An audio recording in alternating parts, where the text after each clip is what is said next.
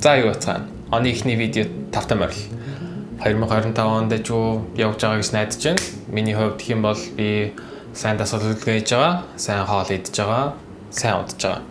За, видеонд орцгоё. Яаж бичлэгийнхаа чанарыг next level-д дараагийн түвшинд хүргэх вэ? Ер нь л миний контентууд угаас яг видео хийдэг хүмүүсээс л зориулсан байгаа. Тэгэхээр заавашгүй ингээд vlog үзэхэр орж исэн болвол no баяртай. Нэгт үргэлж сүдэр талаас бичлэгээ хий. Хүмүүс голцоо гэрэл тавих гэж ярьдаг. Тэгтэл энэ нь гэрэл тавихаас илүүтэйгээр контраст болон сүдрийг урлах гэж бараг хэлж болно. Хамгийн тод жишээ гэх юм бол уран зураач нар ялангуяа тэр чод хэдвэр зуун 16 17 дугаар зууны Renaissance гэж нэрлэдэг зураач нарын зурдаг арга барилыг харах юм бол голцоо хүмүүсүүдийн сүдэр талыг нь наатлын шанаан дээр харуулж яадаг. Яг энэ им moody зарчмыг өнөөгийн cinematography буюу кино урлаг нэвтрүүлсэн байдаг. Маш олон сценүүд яг ийм стандартыг барьдаг. Мэдээж хэрэг заавшгүй нэг байнга даах ёстой гэсэн утгатай биш. Гэхдээ дөнгөж эхэлж байгаа хүмүүс эсвэл яг гэрэл гэдэг зүйлийг сайн ойлгохгүй байгаа тохиолдолд зүгээр л сүдэртэй талаас нь бич. Сүдрээр нүрийг урал гэж бас нэг талаас хэлж болно. Сайн cinematography-ыг харах юм бол бас заавшгүй сүдэртэй талаас аваад байдаггүй. Нөхцөл байдалтай тааруулан ямар төрлийн илэрхийлэмж илэрхийлж байгаагаас хамааруулаад нийтдээ гэрэлтэй хэсэг ч юм уу гэрлийг урлаж сурсан тохиолдолд бол илүү тийм экспериментал бас байх боломжтой байдаг. Хоёрт төхөөрөмжөнд битгий хитрхи их найд. Эцсийн эц төхөөрөмж бол зүгээр л хэрэгсэл. Хамгийн амархнаар тайлбарлах юм бол жишээлбэл Greg Fraser гэдэг айгуу сайн DP байдаг Холливуудын гайхалтай олон кинонууд хийжсэн. Тэр хүн Брюсний үнэтэй камер өгөхөд бол нэг иймэрхүү зүйл хийн. Начиг нөхөрт тэр хүн шиг тийм их туршлагатай биш хүнд зайсангийн 4 өрөө байртай тэнцвүүц хэмжээний үнэтэй камер надад өгсөн бол би нэг иймэрхүү зүйл юм хийх бах. Төхөөрөмж гэдэг зүйл заавшгүй бичлэгний чанарыг тодорхойлдог зүйл бас биш. Хичнээн 1000 хамгийн лаг үнэтэй камерыг барьсан ч гэсэнтэй чи тэрийг яаж ашиглахаа мэдэхгүй болвол ер нь бол амар гарцны асуудал. Би ингээд хаяа зарим интернетээр ч хийжтэй Монголд ч тэр ер нь хаач байсан амар үнэтэй RI-ийн Alexa 35 ч юм уу, LF ч юм уу, Mini ч юм уу аль нь ч байсан хамаагүй зөө. Тэднээсийг аваад нийгэм хийдэг тэр нь нэг онц харагдахгүй байгаадах юм бол яг ямар хэрэг байгаа юм бэ гэж хаяа боддог л доо. Хаяа жоох иний төрөд идэлтэй. Өнөө цагт 2025 оны байдлаар болвол заавшгүй хөрөнгө оруулалтыг үнэтэй камер, дуран гэх мэтлэнгээр ийм зүйлсүүдэд хөрөнгө оруулах нь нэлээд өндөр эрсдлийг дагуулдаг болсон. Яагаад гэх юм бол Австрали, Америк, Европын улсуудад харах юм бол гарч байгаа асуудал нь бүх зүйл сошиал медиа руу шигснээс болоод бүхэн одоо vertical буюу босоо бичлэгийг илүү сонирхдаг болсон.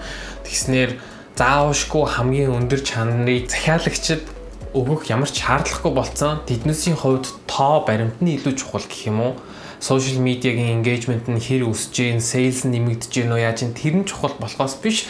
Бидний гаргаж өгсөн бидний бодож байгаа энэ үнэхээр хамгийн гоё бичлэг гэж байгаа тэр нь баг хамаагүй болцсон гэх юм уу? Зүгээр social media influencer-т ингээд мөнгөний өгөөд зүгээр гар утсаараа баг бичлэг хийх нь хэдэн 100 хүний бүрэлдэхүүнтэй бүр амар супер дупер реклам хийснээс илүү их хэмжээний үр өгөж өгдөг болсон. Тиймээс заавшгүй хитрхи gear буюу тоног төхөөрөмжөнд анхаарлаа хандуулах юм бол маш олон зүйлээс хоцрох магадaltaй учраас тэрийг сайн бодолцож үзэх хэрэгтэй. 3-т трендийг үргэлж дагах нь хамгийн зөв сонголт биш. Энэгээр юу хэлэх гээд байгаа гэхээр нэг хэсэг ялангуяа TikTok ч бай Vines гэдэг байсан баха. Дээр үед байсан иймэрхүү short form content-тэй нэг тренд гарангууд тэрийг хүмүүс ингээд дагдаг гэх юм уу. Тэгээд трендүүд асар хурдцтайгаар гарч ирж асар хурдцтайгаар өгдөг болсон. Энэ дээрээс зүгээр нэг асуудалтай зүйл нь 1000 гişнэн тэр трендийг дагаад тэр видеотой адилхан видео хийсэн ч гэсэндээ тэр нь буцаагаад үр өгөөж өгөхгүй байх магадaltaй. Контентийг жишээлбэл хоёр хуваадаг. Нэг нь болохоор idea дээр суурилсан, нөгөөх нь болохоор personality дээр суурилсан гэж хоёр хувааж болно. Idea гэх юм бол хамгийн одоо алдартай YouTuber чинь Mr Beast гэдэг нэг YouTuber байгаа шүү дээ. Тэрний видеонууд нь бүгдээрээ тийм clickbait idea буюу санаа байдаг. $1 сая 100 хүнд ингээд уралдуулаад ингээд өгнө гэдэг бол нэг санаа. Эсвэл би тийм машин худалдаж аваад тэрийг алтан өнгөөр бодлаа. Тэр нь бас дахиад зүгээр санаанууд байгаа. Нөгөө талтай гэх юм бол personality буюу хүмүүсийн ер нь үзэг сонирхолтой vlog ч юм уу юу гэдэг тэр одоо бүтээгчтэйгээ илүү холбогдох одоо сэтгэлээр холбогдох юм монгол хэл дээр тиймэрхүү төрлийн контентийг бүтээгчнэр гэж байдаг. Тэгэхээр өөрийн хэв шинжийг бий болгох нь илүү үр дүн үзүүлдэг. Мөн дээрээс нь хэтэрхий тийм их нэг баригдмал болгодоггүй гэж бас хэлж болно. Тэгэхээр контент бүтээх гэж байгаа бол аль болох одоо шинийг илэрхийлээд өөр дотроос асуултыг хаах гэж оролдоорой. За номер 4. За 3-аас яг эсрэгээрээ бусдын бүтээлийг дуурайх гэж оролт. За яагаад би ингэж байгаа гэхээр 3 дээр болохоор битгий трендийг даах тийг гэж байгаа ч гэсэндээ бусад хүмүүсийн хийсэн бүтээлийг АБ-гоо дагаж хийж үзэх нь өөрт чинь clearance буюу одоо нүд тайлах гэх юм уу? Нүд тайлах гэдэг процесс явагддаг. Тэр бичлэгийг ямар чанараар яаж хийсэн бэ? Ямар одоо төрлийн камераар, ямар өнцгөөр яаж аваад, яаж энийг эвлүүлээд, яаж гаргасан бэ гэдэг бүх шат болгоныг нь харуулж өгдөг. Энэ дээр нэг том жишээ авмаар байгаа нь хэм бол William H. Baker гэдэг YouTuber байдаг. Тэр Hollywood-ийн blockbuster кинонуудын зарим сценүүдийг жоохон мөнгөн дээр яаж дивдийн копидж хийх вэ гэдгийг аюул сайнаар харуулдаг. Өөрөө ч гэсэндээ нэлээд чадвартай зураглаач. Тэрнийхээ хэрээр ч гэсэндээ YouTube дээрээс маш өндөр хандлтыг авдаг. Гэтэ эндээс нэг гол суралцаж болох зүйл нь тэр хүн яаж хийж байгаа вэ? Эндээс хойноос нь яг юу хийх юм бол тэр үр дүнд хүрэх вэ гэдгийг маш тодорхой харуулж өгдөг.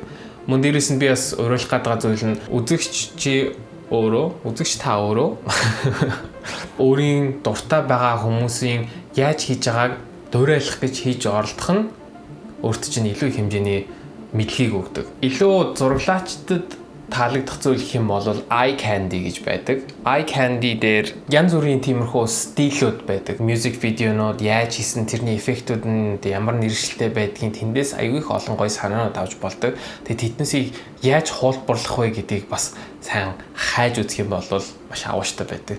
Зөвхөн эндээс гадна өч төчнөө янз бүрийн вебсайтууд байгаа.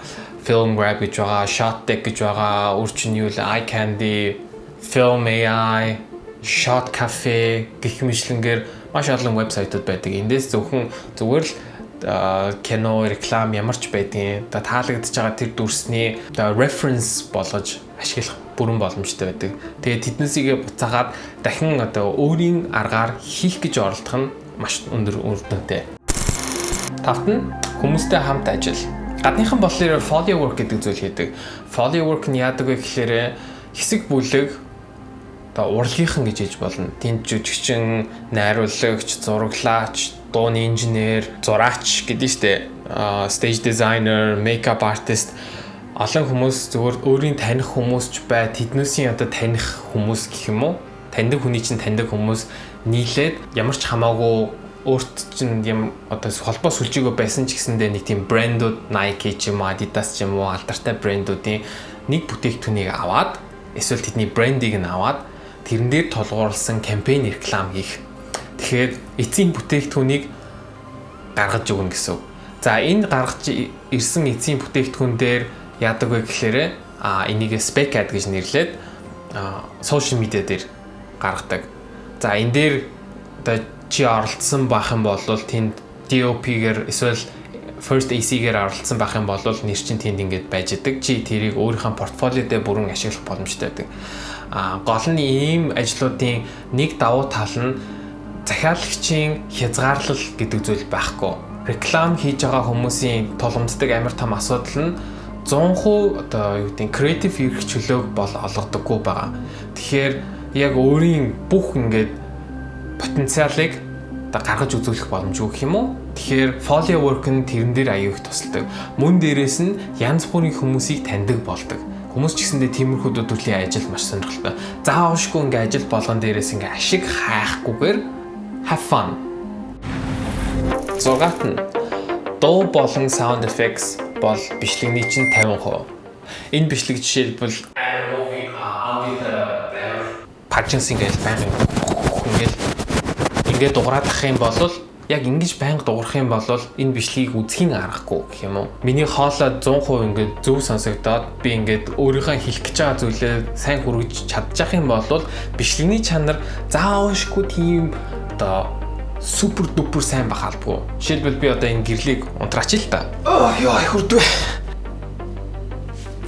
За энэ бичлэгийг ингээд тас харанхуй байсан ч гэсэндээ дуун сайн сонсогдож байх юм бол үзэхэд боломжийн гэж хэлж болно. За ихтэй тэгэн ч бас арай хаашаач юм. Ялангуяа сүүлийн үед short form content-ууд тэг ирчиг аваад бас нэлээд хэдэн жил болж байна.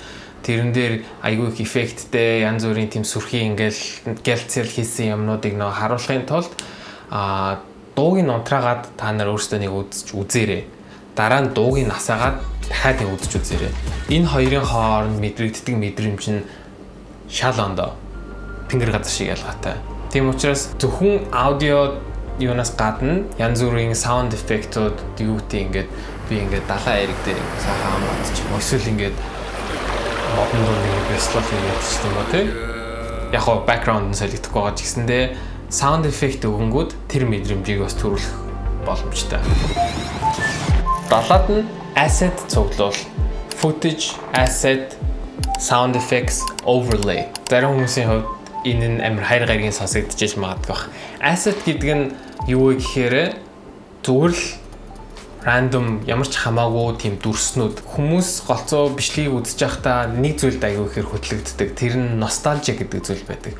Хэрвээ энэ видеон дээр амар сүртэй ингээл хуучны хайсных шиг юм хөө эффект өгөөл энд нь амар юм ирээлжилж ингэж харагдаж марагдаал гэснээр light click ингэж орж ирээл гэснээр дуун ингээд хойноо ингээд клак клак клак гэдэг тийм янз бүрийн дуунууд орж ирсэн тохиолдолд энэ нь бидний тархинд яадаг гэхлээрээ нэг тийм товчлуурыг асааж байгаа юм шигээр энэ ийм хуучны юм ностальжик юм мэдрэмжийг надад өгөөд байна. Хуучны одоо юу гэдэг нь дурсамж өгүүлсэн тиймэрхүү хуурцаг үзэж байгаа юм шиг. Тэгэхээр саяны ингээд харсан энэ бүх эффектийн нүс нь болол юу гэдэг нэг сүртэй After Effects дээр оруулаад ингэж хийж байгаа биш. Зүгээр л ашигладаг ямар ч хамаагүй editing програмууд дээр drag and drop хийгээл энэ дээрээс зүгээр юуг нь харыг нь байхгүй болгоод гаргачих чаа гэх юм уу. Тэгэхээр иймэрхүү зүйлсүүд ч гэсэндээ ингээд хүний ингээд мэдрэмжийг гогддог гэж хэлж болно. 8. Би бол perfectionist гэдэг trap-нд бүү ор. Энэ дээрээс нэг ярихыг хүссэн зүйл гэх юм бол энэ YouTube channel-ыг би эхлэхээс өмнө бараг л худалчгүй 10 гаруй жилийн турш бодсон. Би өдөр болгон YouTube үздэг. Бараг донтой гэж хэлж болно. Ер нь бол нэг багасгах ёстой. Миний амьдралын нилээдгүй цагийг хумслаад байгаа зүйлсүүдийн нэг нь. Гэхдээ би 10 жилийн өмнөөс өөрөө яагаад YouTube хийж болохгүй гэдэг юм бодол дотроо ингээл төрөлдөөл байгаадсан. Тэгэл өөртөө ингээд шалтгууд хэлдэг. Би бол ингээд төгс зүйлийг хийх гэж оролддог учраас би энийг ингээд гаргахгүй. Би хэд удаа бичих гэж оролдож исэн. Видеонууд ингээд хийнгүүтлээ. За энийг одоо ингээд YouTube дээр тавьчих гэхээр энэ ч тийм байна, энэ ч юм байна. Миний хоолой өөрт минь амар сонир сонсогдож байна. Үгүй энэ таалагдахгүй байна. Энэ ерөөсөө төгс бичлэг биш байна гэдэг тиймэрхүү худлагаасаа өөртөө ингээд зөвтгөөд хизээч гараас юм гаргадаггүй гэх юм уу. Ялангуяа хүн өөртөө юм хийх гэж байгаа тохиолдолд иймэрхүү зүйлсүүдээр аягүй худлаа ярьдаг. Тэгэхээр аль болох битгий ингээд энэ одоогоор арай болоогүй байна гэж өөрийгөө одоо хаацаалахгүйгээр хийцэн байгаа урлагийн бүтээлтэй сэтгэл хангалуун байгаад тэрийгэ зүгээр л цаац олон нийтэд харуул. Олон нийт нь шүүгч байг. Гэхдээ энийг тэрнээс суралцаад дараа нь сайжрах хэрэгтэй гэж бод. За зарим нь иймэрхүү tips and tricks-ууд байсан байгаа. Зарим нь бол зүгээр ranting байсан байгаа. Гэхдээ хэрэг болсон байх гэж найдаж байна. Bye.